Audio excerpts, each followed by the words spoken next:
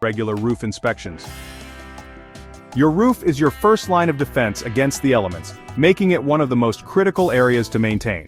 Start by checking for missing or damaged shingles, and look for signs of wear, like curled edges or bald spots.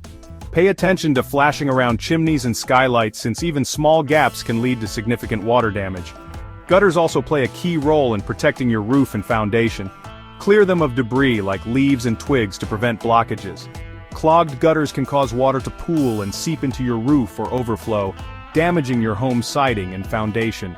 Installing gutter guards is a simple upgrade that can save you hours of cleaning and extend your gutter system's life. Inspect your attic for leaks or moisture buildup, especially after heavy storms. Look for water stains on the ceiling or signs of mold, which can indicate poor ventilation. Addressing these issues early helps you avoid costly repairs and keeps your roof in good condition. Scheduling professional roof inspections every few years ensures that nothing is overlooked. Roof maintenance is about protecting your entire home, so don't skimp on this crucial task. A little attention today can prevent a big headache tomorrow.